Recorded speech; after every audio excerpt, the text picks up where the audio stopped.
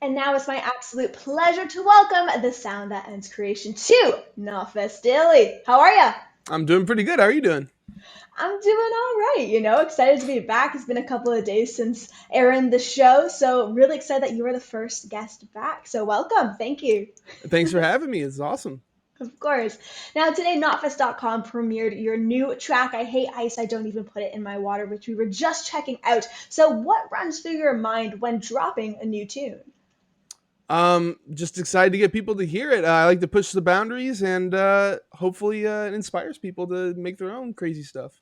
Right, we're definitely going to get into that craziness in a moment, but I was just curious, when was kind of the breaking moment for you when you realized that you wanted to write a song about a more serious topic like this one? So I hate writing lyrics. So it's really based on like what I'm consuming at the time, and I've been watching a lot of politics and stuff lately, and Okay. just the way we treat these people that come here looking for a better life is just kind of appalling, actually. Especially like what happened with like the Del Rio, the bridge at Del Rio. Yeah, it's just crazy what we do to these people. I find it interesting whenever artists are kind of seeing stuff, whether it's in the news or politics or whatever's going on, and then instantly they think, I've just had enough of it. Like, I have to express this frustration in some sort of way. So, is music always your go to, or do you happen to have any other vices where when you've just kind of had enough, you need to just get all your anger out at once? No, it's really just music, honestly. Yeah, I put all the emotions into it, all the blood, sweat, and tears. Now, although the song does tackle a pretty heavy topic, the title, as I told you before when we were in the green room, like it just made me laugh instantly. So tell me a little bit about that, why you went that route, and just like the cheeky juxtaposition there. My big influences, like lyrically, are John Oliver and there's a Twitch streamer actually, Hassan Piker.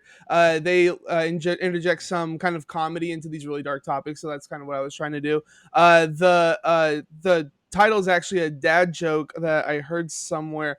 Forgot where it was from, but yeah, it's I hate ice, like icy organization. Don't even put it in my water. I thought it was funny as shit, so I put that in there. You saw me cracking up as we said it twice, then cut to the video, and I'm like, this is so great. But when it does come to some of your titles, I'd love for you to let me in on your love of rhyming. We previously had Memes, Dreams, and Flying Machines, and of course, your forthcoming record release is Boomers, Zoomers, Desperate Cougars. So tell me a little bit about that. Uh, Again, it's just having fun, trying to do something Keeping it funny, fun. and yeah, I thought those were some funny words and a funny way to put them together. It rolls off the tongue and it is really memorable to say. Like as soon as I saw it when we checked out a track of yours, I think it was maybe a month back, 3 weeks ago. I saw the title, and thought this is fantastic. So it is more fun. So I love that that's being worked in there. And just speaking to that fun aspect, your music it fuses mathcore with grind and jazz. It's all over the place, but it works. So what's your approach like when fusing all of these different genres together on your songs? So I have an overall idea of what I want to do. It's essentially a jazz band playing grindcore with some sick breakdowns thrown in. Uh, Awesome. and actually, the whole inspiration behind every song is speeding up a jazz record 2 times and trying to copy that into like a grindcore setting. So yeah, I do all the guitars first, and I go back through and do drums on all the different songs, and eventually finishing it up with trumpets and sax and stuff, and just making it sound crazy. And is it completely you behind the scenes? Because I've read certain things saying like, okay, it is. Yeah, That's yeah, it is. amazing. I'm a one man band, but I had some vocal guests on, Cameron McBride, Carson Pace, Katie Davies, and Hmm. yeah, just rocking That's it. awesome.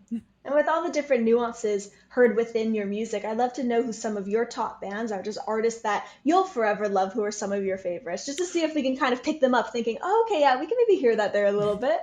So my biggest influences are Daughters, See You Next Tuesday, the number 12 Looks Like You, and what really drove me into the jazz direction of this is a band called Lefty Fish. I believe they're from Indonesia. They do it's essentially what I'm doing, but not as intense, and yeah, that's really what drove me into that direction.